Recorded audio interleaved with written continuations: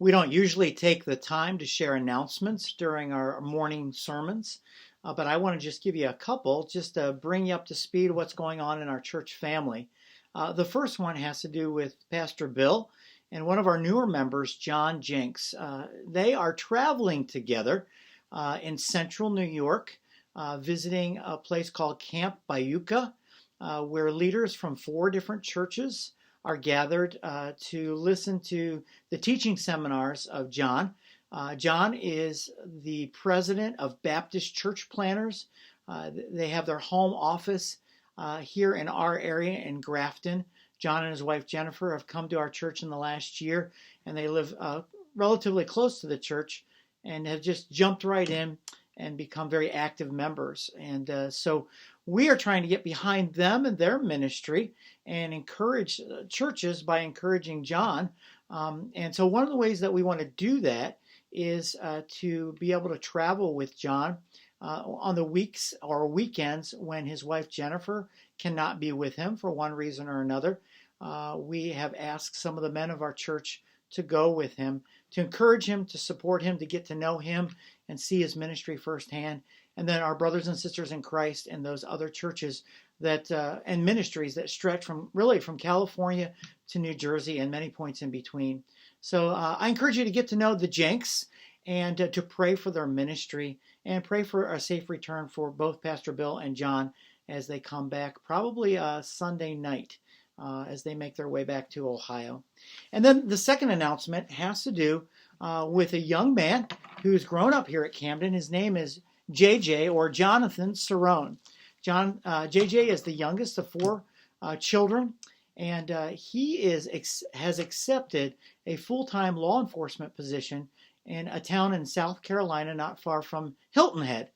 And so this will be his last Sunday with us, and then he'll be moving this week. I'm sure we'll see him from time to time as he comes back to visit. But we are going to take some time in the morning service to pray for him, for his protection, for his continued commitment to Christ and loyalty to him, and pray that he will be dedicated to God's call on his life, as we say, to protect and to serve so often about law enforcement. It's a very difficult time to be a law enforcement official in our country today, and yet it's no less important than it's ever been. In fact, maybe more so.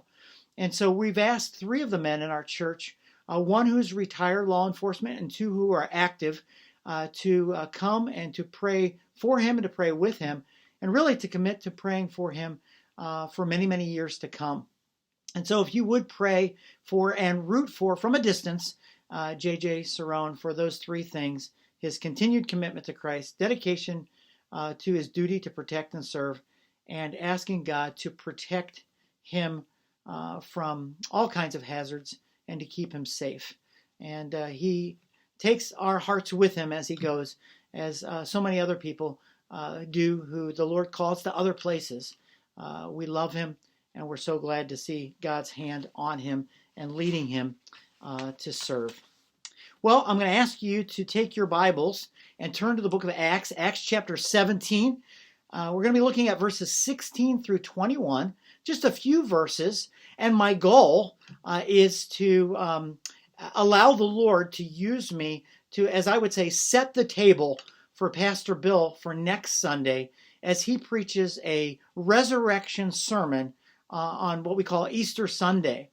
And as he and I were looking at our preaching calendar for 2021, last year, we looked and saw how it would all come forth, and saw that on Resurrection Sunday, that the following passage that we've scheduled for next week, Acts chapter 17, starting in verse 22 to the end of the chapter, would be the account of the Apostle Paul in Athens preaching a resurrection message to a bunch of people who hadn't heard about it and who certainly hadn't had an opportunity to accept it.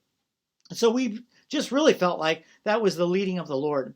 And so my goal in these few verses is to set the stage. We're going to visit ancient Athens, and none of us have been there. Even if you've had the privilege to visit contemporary Athens and to go to the ancient ruins and study that, it's not the same as being there. So we're going to do the best that we can to kind of bridge the gap of time and distance and culture, to put ourselves in the sandals, as it were, of the Apostle Paul as he visited that city briefly, and as he had the opportunity to share the gospel with his fellow Romans who were completely pagan and completely ignorant of Jesus Christ and his message and his mission.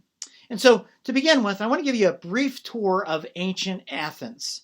And you're going to have to use your imagination. I'm going to do my best to present some mental pictures. I don't have the ability to put them on the screen before you. I'm not real technologically savvy like Pastor Bill is in that way. I will be showing some pictures live and in person to the congregation because we were able to get that on PowerPoint. So here we go, a brief tour of ancient Athens. First of all, you need to know this, that Athens was the cultural and the educational and the religious capital of the Roman Empire. Now, I didn't say the capital of the Roman Empire. That, of course, was the city of Rome itself in Italy, the neighboring country. But Athens was still what we might call the Ivy League universities, and throw in Oxford and Cambridge and the Vatican all rolled into one. It was held in high esteem. Rome was the political and the governmental and the military capital of the empire, but it did not displace Athens for all those other things that were so great about it or considered great about it. You see, the city of Athens had been conquered by the Romans 200 years previous to Paul's visit. But the Romans preserved all things Greek because they valued the Greek culture so much, including the worship of the Greek gods, which they just incorporated into their own belief system and renamed them, gave them Latin names. And they used the Greek language. It was still the language of the empire. Latin was used for everything official, but Greek for interacting from one person to another. It was the English, the world language of the day. And so back in ancient Athens, if you can just kind of stand back and look at the city from a distance, the first thing you're going to notice, the most prominent thing that you're going to notice is the Acropolis. Now, the word Acropolis means fortress, and it wasn't unique just to Athens. Many ancient cities had an Acropolis, and it usually was a huge rock outcropping, and it was very, very visible. This one was 490 feet above the surrounding area, and it was mainly flat on top, and it was about 7 acres in size. And so originally, when the Athenians settled the city, they said, all right, that's where we're going to build our fortress. If we ever get attacked, we're all going to go up to that natural fortress, which we've supersized into a man-made fortress, and we're going to defend ourselves, and it's going to be very hard for any enemy to defeat us. And so that's what they did.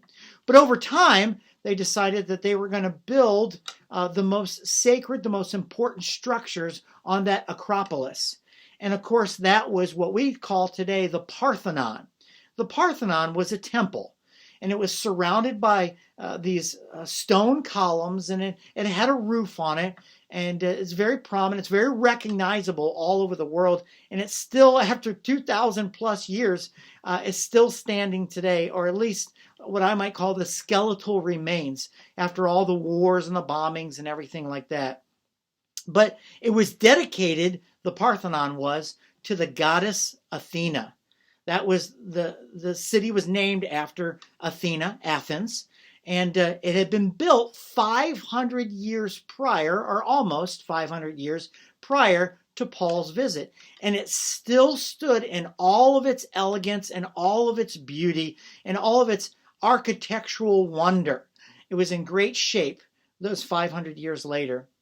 Athena was considered the goddess of wisdom, the goddess of art and literature, the goddess of war. So you can see they held her in high esteem. She was thought of very highly. They worshipped her. Inside the Parthenon, the temple to Athena, was an idol of Athena. Now, it does not exist today. It was destroyed at some point in one of the many wars. But we have a lot of written descriptions of what this idol looked like. It filled one end of the Parthenon from floor almost to the ceiling. And Athena, the statue of Athena, was facing the open end, but she was at the closed end. And she had one massive shield leaning up against one of her sides. And that same side, she had a spear in her hand. And the tip of the spear, when the sun was going down in the distance and coming into the open end of the temple, would hit the tip of that spear, and you could see the glint of it some 40 miles in the distance. In her right hand was a small representation of Nike, standing for victory. She had a massive snake at her feet, all kinds of other things which had symbolism attached to them. But you can see that they held her, like I said, in great esteem, and they worshipped her there. They had this Parthenon in the most prominent place of the city, on the most prominent place on the Acropolis. And so that was ancient Athens. And we're going to see, starting in verse 16 of our text, Acts chapter 17, that Paul is going to visit for the first time in his life by himself, and he's going to begin preaching. And we're going to see the attitude and the motive by which he begins preaching. And it's a little unusual that he finds himself here by himself, because this is his second missionary journey. In his first missionary journey, he traveled primarily with Barnabas, and then later in the second missionary with Silas, and then they picked up Timothy and Luke. But these gentlemen had been left in various places along the second missionary journey. In Thessalonica, that's where Luke stayed for a while. And then in Berea, in the last place that Paul was, he left Silas and Timothy. And then some of his fellow believers from Berea, they escorted him from northern Greece down to southern Greece, about 141 miles. And then they dropped him off there and turned around and went home.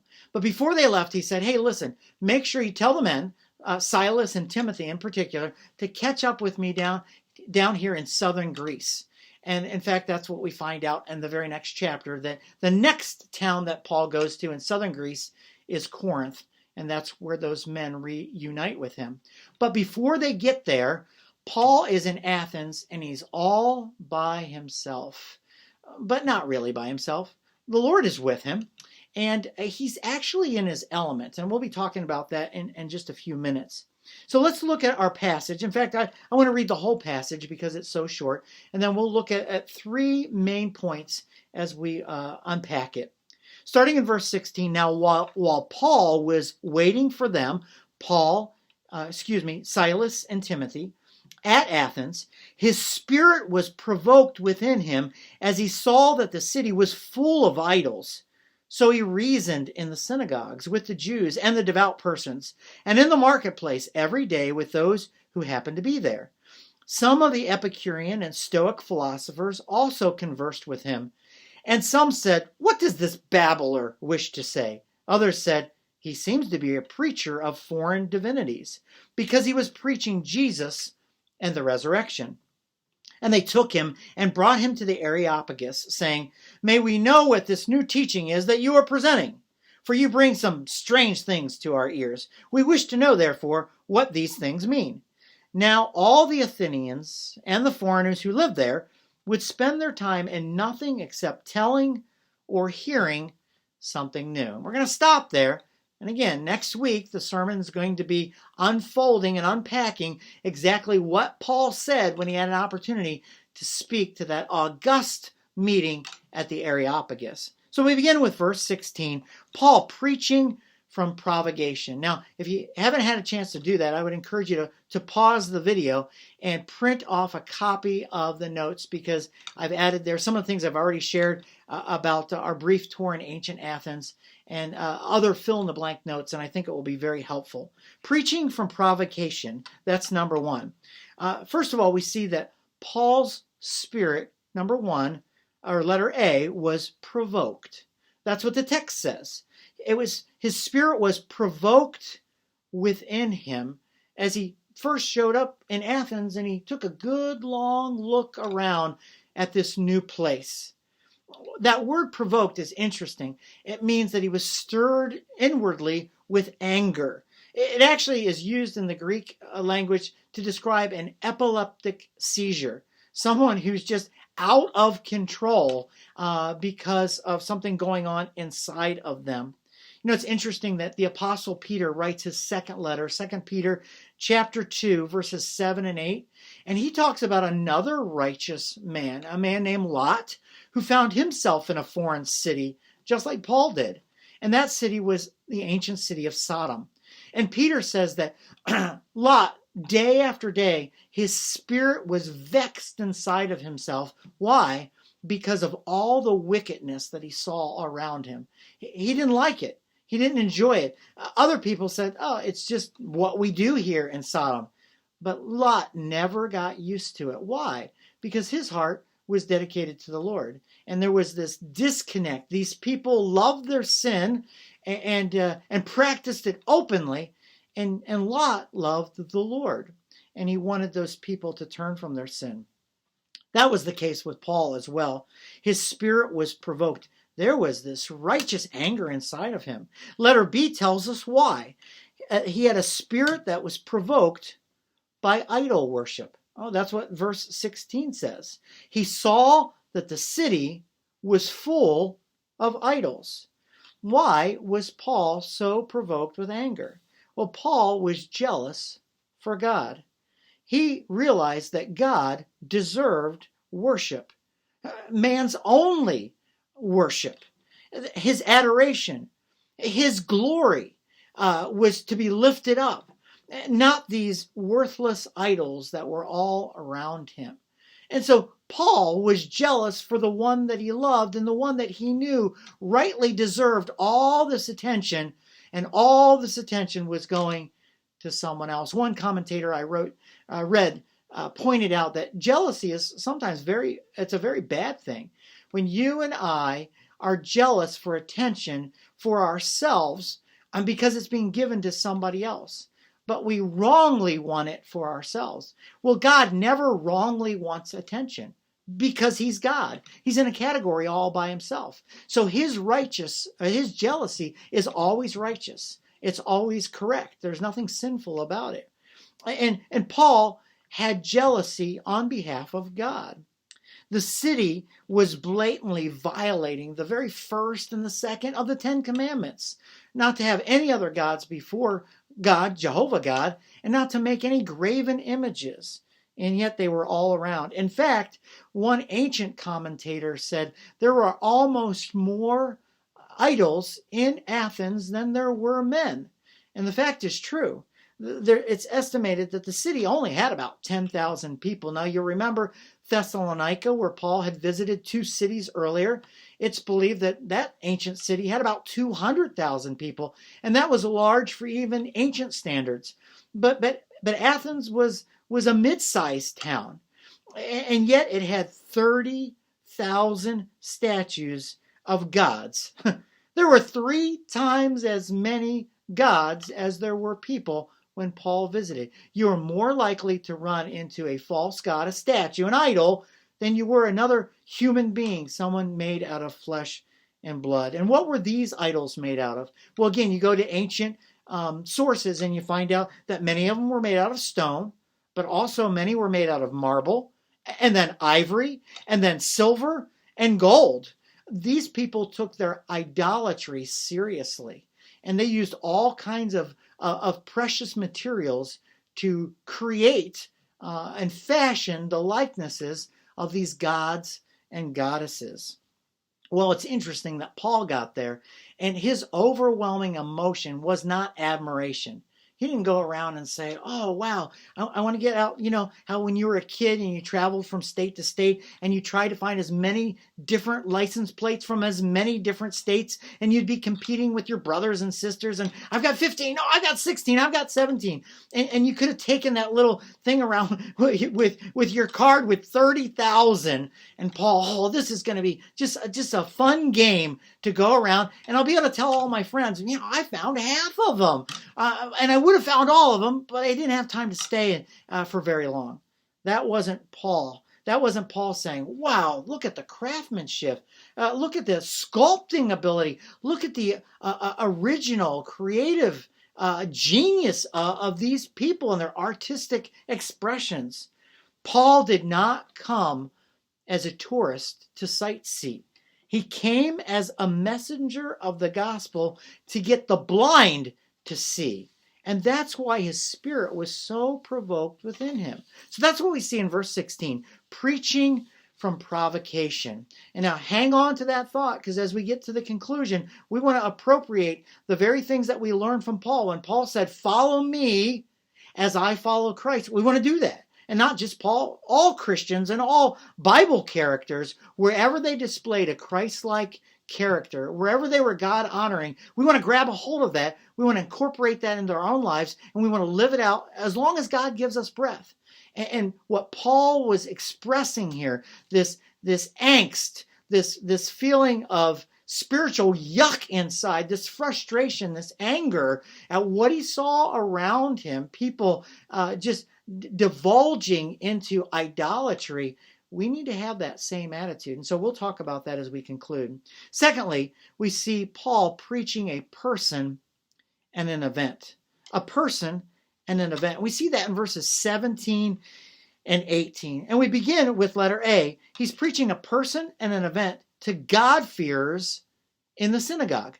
And because that's what Paul did first all the time. He would always go to the synagogue. This was the religious crowd, what we would call today church-going people. People who I like to describe as on the 50-yard line, spiritually speaking. Now, they're not across the end zone. They're not believers. They're not going to be in heaven if they don't come to believe in Christ alone for their only hope for salvation. But they're on the 50-yard line because unlike pure pagans, atheists around them, they hold to the Ten Commandments, just like believers. They hold to the moral teachings of the Bible, just like believers. They have a general belief in God as a creator and respect for him. Those are all good things and commendable, and you have to have that to open your heart up to receive the message of God and his son Jesus Christ, but they're not going to get you saved. And so Paul understood that. These people believed that their good works would save them, and they'd be accepted by God when they stood before him one day, just like their religious leaders in Jerusalem. They didn't have a concept of the awfulness of their own sin or their own depravity or the complete holiness of God. So that's why Paul always went to God-fearers, to synagogues first, to tell his fellow Jews that their long-awaited Messiah had in fact come, to rescue them from their sins, to rule and reign first in their hearts, then to rule and reign over the earth as the King of Kings. And so what do we have as the response in the synagogue among Paul's fellow Jews in Athens? Well, we have a great big no response. And we're going to talk about that toward the end as well. In fact, it's very unusual compared to all the other synagogues that Paul had gone to and would go to. Why is that? Why was it so unique in Athens? Well, Paul preached a person and an event to God-fearers in the synagogue, and secondly, letter B, to ordinary people in the marketplace. I'm not going to say much about this other than that Paul wasn't too high and mighty. He wasn't too pious. He wasn't too separated to just go to ordinary people where they lived and where they shopped and where they did their business and carried on their daily activities. These people were not beneath him. And that's a good example for us as well. Paul went to anyone, anywhere, to share the message of the gospel. He didn't care. The high and mighty and the greatly esteemed and the lowly and the people that nobody even took notice of. Well, just like Jesus Christ, right? That's what Jesus did. And Paul did that as well. So he goes from the God-fearers in the synagogue, preaching a person, Jesus, and an event, the resurrection, to the ordinary people in the marketplace, and then letter C, to the philosophers and what we would call today the university. And there's two groups of philosophers that are referenced in this passage, the Epicureans and the Stoics. Well, what did they believe? They were competing philosophies in that day. The Epicureans believed and taught that pleasure and the avoidance of pain, well, that's what you needed to do in life. Experience, that was most important. Living a hedonistic life. Don't miss out on anything enjoyable, anything that might bring your heart pleasure in this life. If you pass it up, well, you're going to miss it because you only go around once, and you don't want to miss life on this earth and all the happiness that it can bring to you. They also believed that everything happened by chance and that there was no afterlife. So eat, drink, be merry, because tomorrow you die.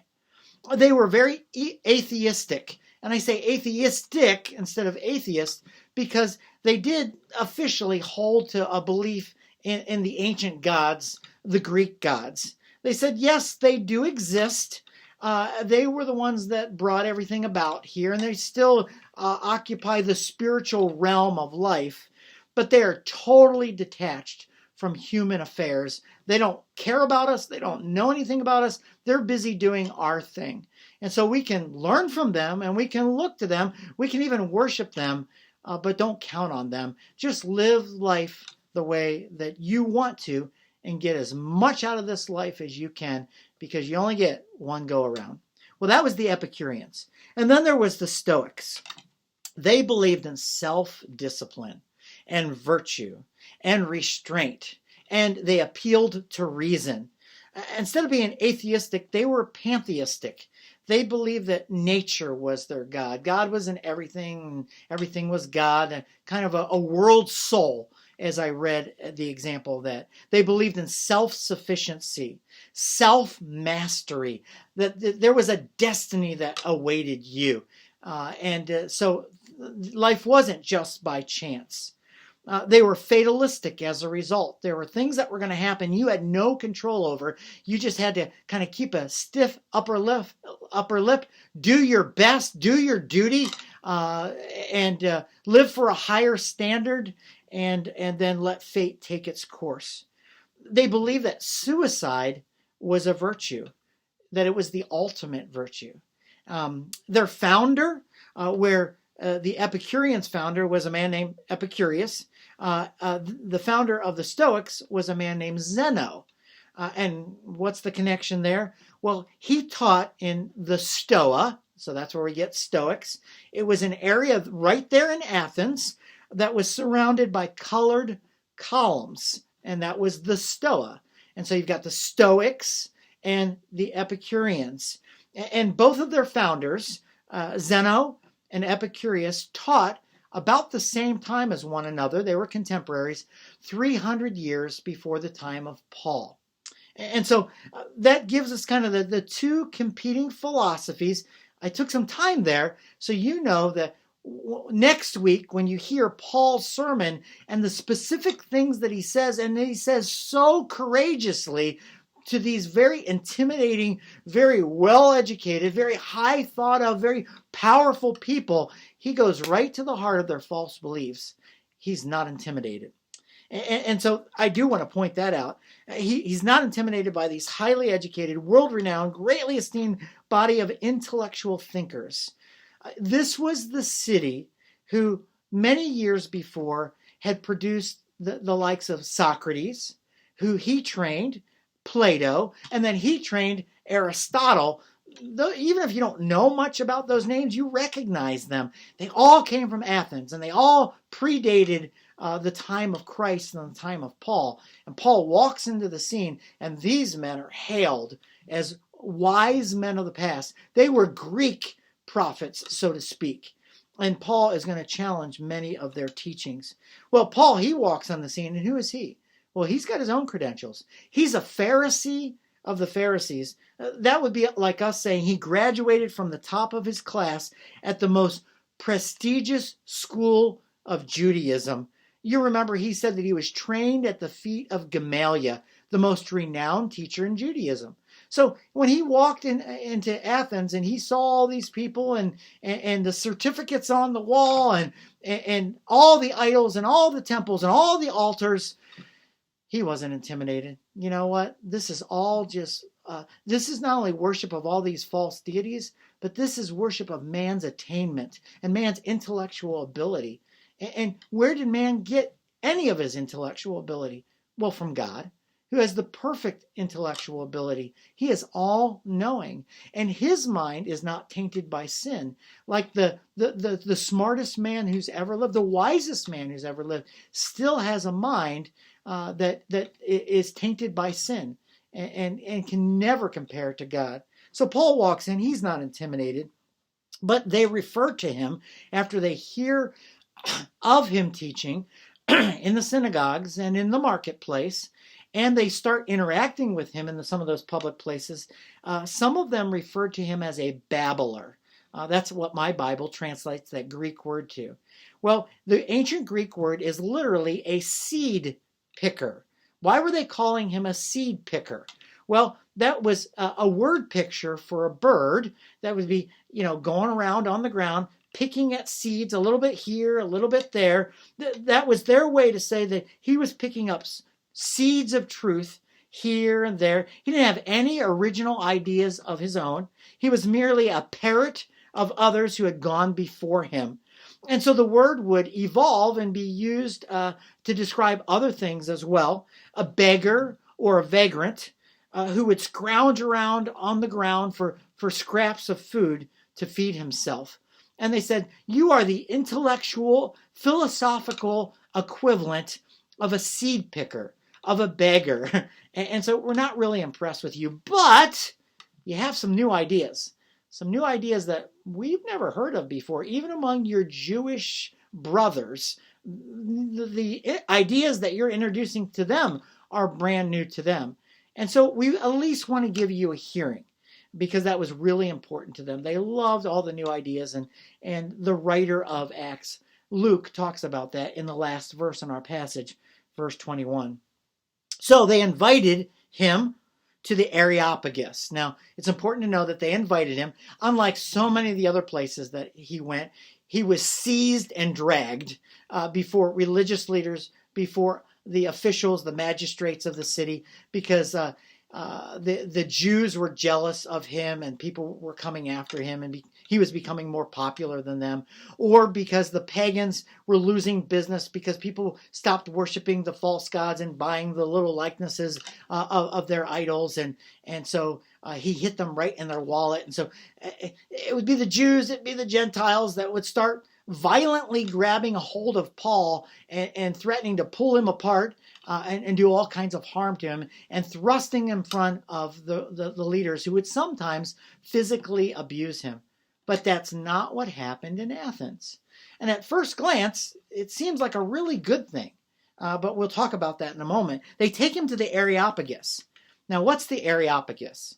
That's a complex that was set aside by the Epicureans and the Stoics, the thinkers of Athens, as a meeting place for them to take turns sharing new thoughts and new ideas. And when traveling itinerant speakers and preachers and rabbis and philosophers would come, if they were respected enough, they'd be given an opportunity to share their ideas.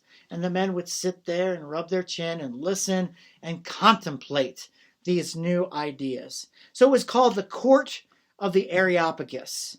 And that's where they met to decide religious and philosophical matters. And so Paul is brought there. Now, again, if it was me, I would be very, very intimidated to be among these men. But Paul gets there, he looks around, he looks to his right, he looks to his left, and they're all sitting there in this amphitheater type place, and he just clears his throat and begins.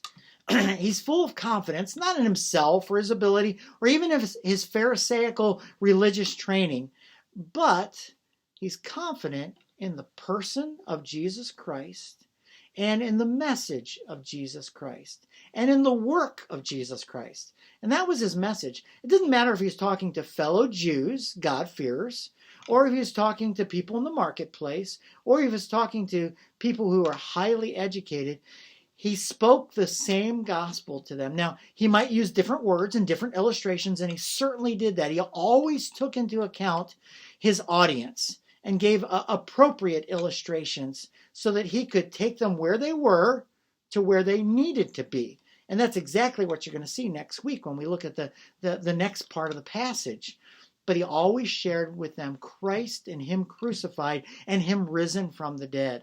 And so that's what we see in the last couple verses here. Number 3, Paul preaching strange things. And that's the descriptive phrase that's used by these philosophers in Athens to describe what he's talking about.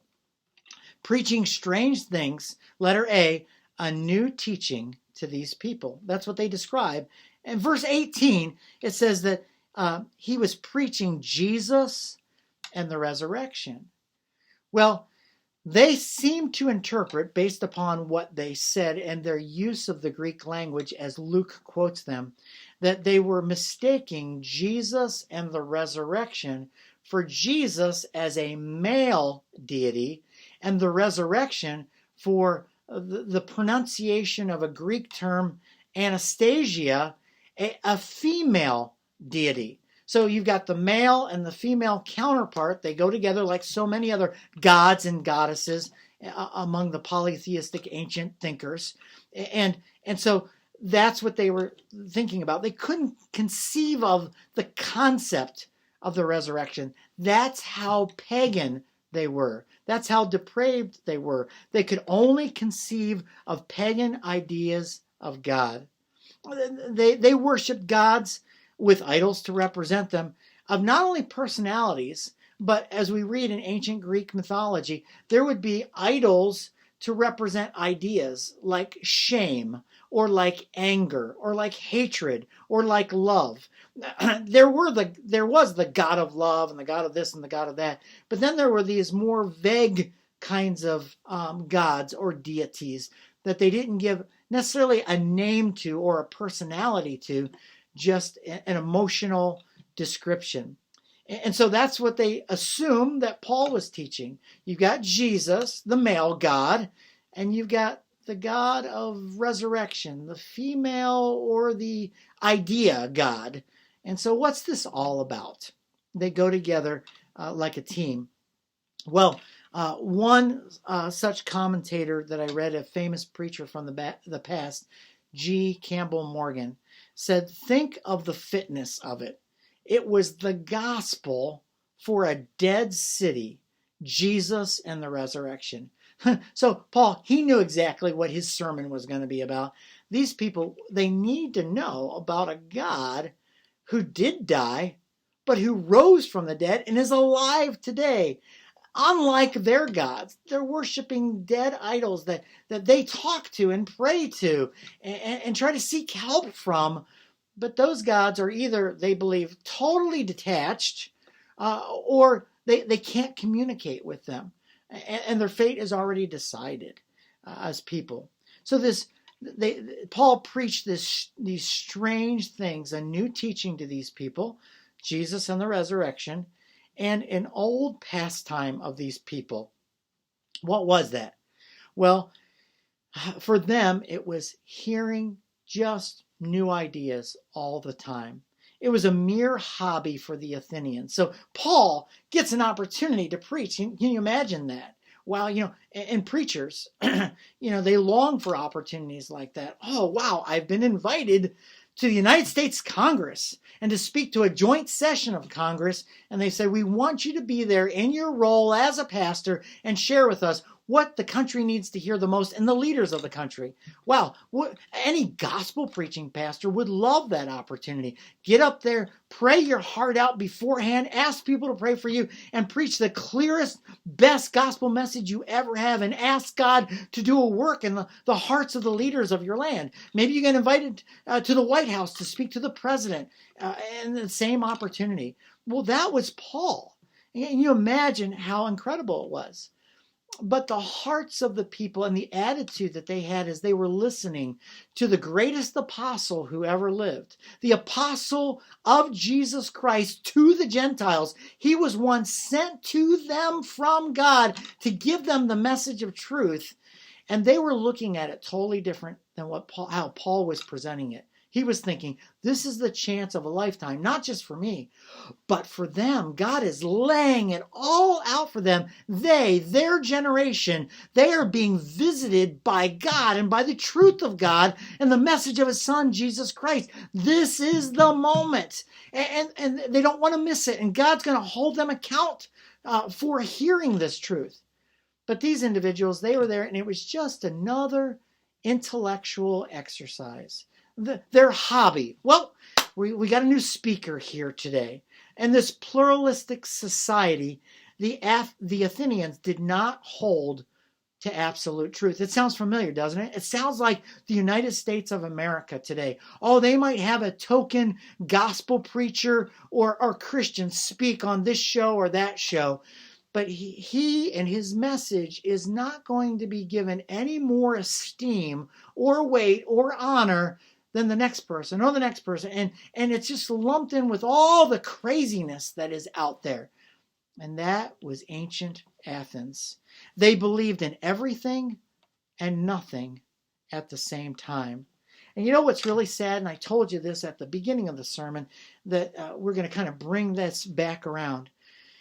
There seems to be evidence in the text that the Jewish Athenians in the synagogue, what we described as God-fearers, that they were very similar to their pagan counterparts, the Gentile Athenians, with whom they shared the city, their fellow citizens.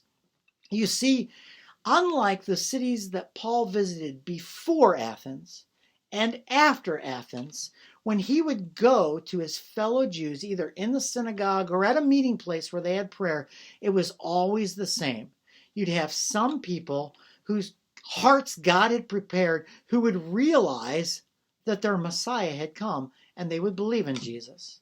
And then you'd have others, as the light dawned on them what this meant. Oh, this means that I'm a sinner and I need to repent of my sins and I need to trust Christ and him alone for salvation. And my religious duties aren't going to get me to heaven and be acceptable to God. And they would begin to reject the message of the gospel, Paul and his fellow traveling companions, and eventually they would get violent. And they would believe that it was their duty, just like Paul before them, before he was saved, to stamp out this religious sect, this cult, this deviant belief in Judaism. And so they would do everything that they could to harm Paul and his fellow missionaries and to get people to not listen to them and not believe the truth. But that's not what happened in Athens. What you read here is that Paul went to the synagogue and then nothing. You don't hear that there were fellow Jews that believed or that got violent. You get the impression that the so-called God-fearing Athenians, the Jews, were just like the pagan Athenians around them. They'd taken on the personality and the approach to life of their pagan neighbors. Why do I make a point of that? Because it's really easy for that to happen for anyone who calls themselves a God-fearer. That, I've got my beliefs and my godless neighbors, they have theirs. And the main thing is that we respect each other and that we get along and that we're nice. And there's nothing wrong with those things. But we lose that provoked spirit within us that literally loses sleep over the eternal condition of the souls of the people around us. We lose the desire for people to hear the gospel and turn to Christ and be saved from their sins and look forward to being with God in heaven. And we start to think, you know what? All truth, it's working for them. And as long as you don't hurt anybody, and the main thing is just to be respectful to one another. Well, we need to be respectful and courteous and kind. but we don't need to ever apologize for the truth or be willing to take it down and acknowledge somehow that it's on the same level as everybody else's so-called truth. Why? Because that's a betrayal of the truth. We need to stand for the truth and say, no, you're going to call me arrogant. You're going to accuse me of hate speech. You're going to tell me that I'm narrow-minded. You're going to say all kinds of bad things about me because I'm going to tell you that what I'm sharing with you is the truth. It's not just the capital T truth and you've got small t truths. It is the only truth, and what you're teaching then is, by comparison, falsehood. It's error. It's not true. Well, people don't like to hear that. In fact, they're overwhelmingly offended by that, and that causes people to make Christians public enemy number one, just like Christ was. But not when you're among polite society people who say, oh, that's okay. I know that's really important to you, and you just go ahead with that, and I'm going to go ahead with mine. And that's what it seems like the Jewish people in Athens was doing. There's no record of a church beginning here. We have a few people who do come to believe it. It looks like they've got Greek names. It's the last verse of our chapter, which will be discussed next week. So it appears that a couple Gentiles came to know Christ, but not much by way of the Jews or the Gentiles in Athens. Paul was not persecuted there. It was a very democratic place, but also he was not taken seriously there. And it wasn't any deficiency on his part, any lack of courage on his part to share the truth. He shared it directly, he shared it boldly, and he shared it accurately, but it fell on deaf ears and hard hearts. And so that ought to be an encouragement to us. Preach and speak with passion, teach and preach like you mean it, and recognize that God's got to do the work of breaking up that hard heart. And all we have to do is be faithful to share the truth. Well, that brings us to our conclusion. And I'd like to ask 3 questions of you and I as we conclude this short passage. And the first one is this: am I motivated to proclaim Christ by a holy zeal for God's glory? Is that what gets me off my couch and revs up my spiritual engines every day? These people are dying and on their way to hell. There's no other way to say that, or no other nice way to say that. And like Spurgeon said, if they be damned to hell, let them jump over my body on their way there. I'm going to do everything I can to stand between them and hell and say, stop. Think about your soul. Think about who God is and what he's done for you and what he's offering you. And that was the Apostle Paul. His spirit was provoked within him, and he did something about it. And so that's my question for you and I. Is your spirit provoked? And are you doing something about it? You say, well, I'm not an apostle. I'm not a gifted speaker. I didn't have the credentials that Paul did. And if I did, I do all those things. Well, you don't have to be the Apostle Paul, and you don't have to speak in front of this august group of people.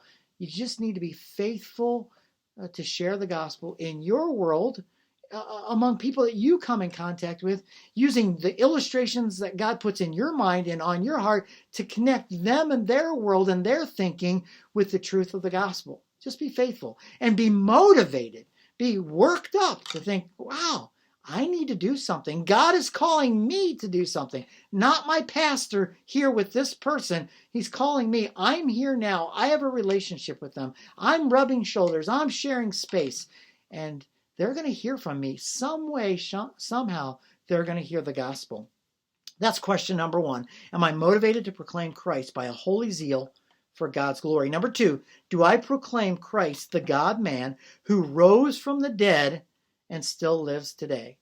There's a lot of good messages that can be helpful to people in the here and now, but they're not the gospel message. They're moral, and they're principled, and they're virtuous, and that's the golden rule, and all those type of things. But we need to get to the heart of the message. It all comes down to this.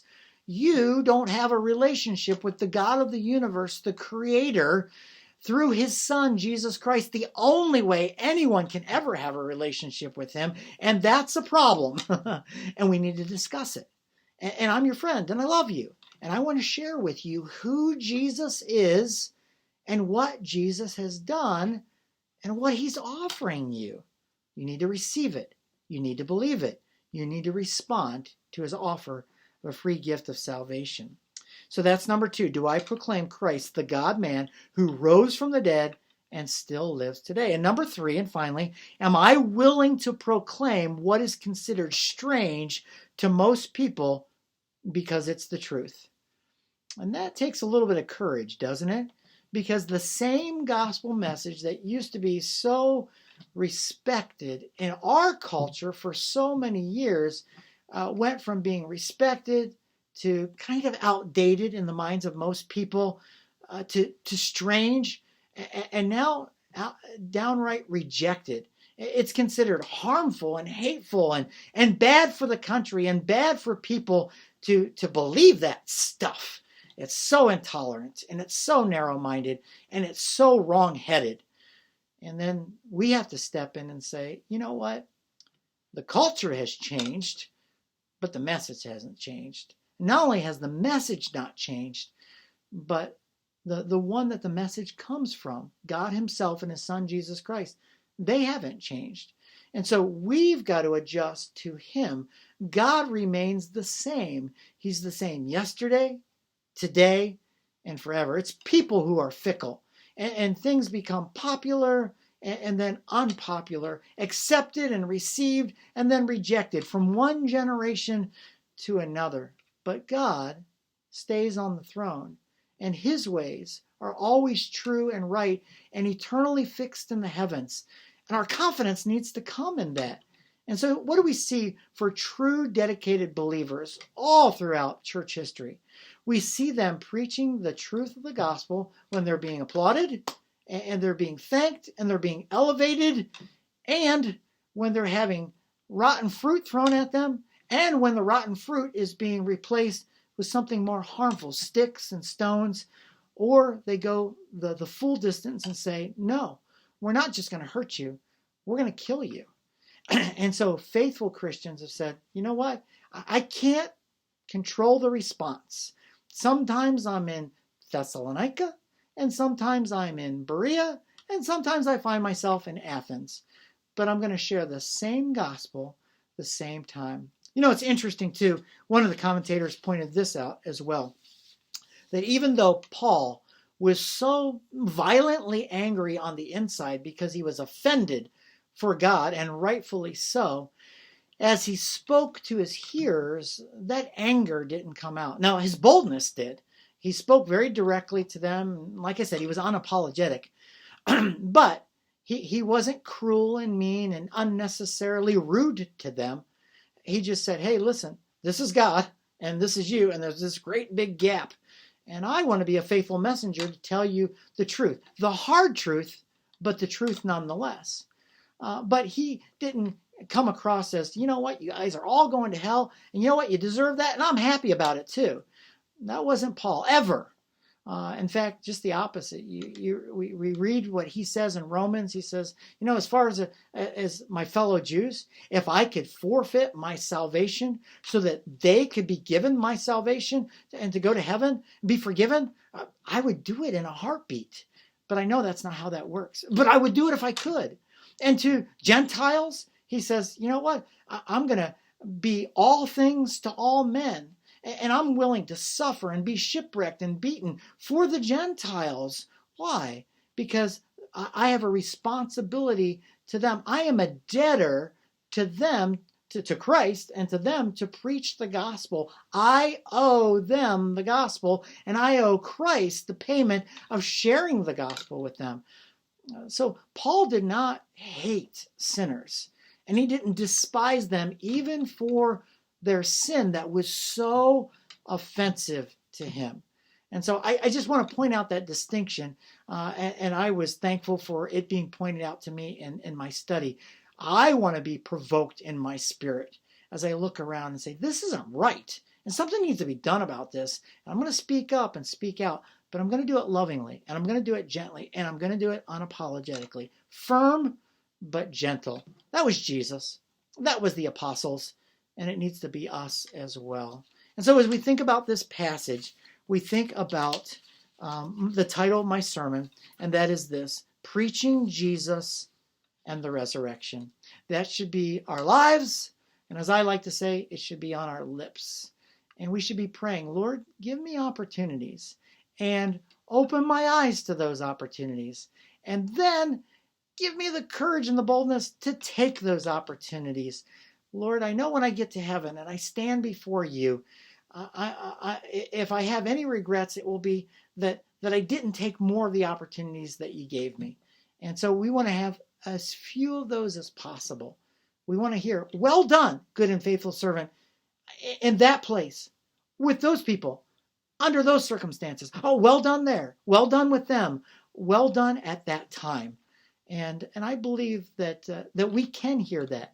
And that will be not only gratifying to us, but it will be an opportunity to worship God from a thankful heart that he gave us those opportunities and he enabled us to follow through on them. Let me pray to that end. Lord, thank you so much for the example that we read in Acts chapter 17. And Lord, so many of us find ourselves in modern day Athens, people who are totally apathetic toward you. There are people who are really worked up against in total opposition of the gospel. But there's a great many people that just yawn their way through hearing it. And they aren't moved to emotion one way or another. But Lord, I pray that they might hear in our voice and in our hearts a sense of urgency, a sense of pity for them, and a sense of strong warning that we mean what we say because we believe what you have impressed upon our hearts, and we've been changed from the inside out. And those that we love and that we know and that we pray for and that we speak to, that they can be changed from the inside out as well. In the name of Jesus, our Lord and Savior, I pray these things. Amen.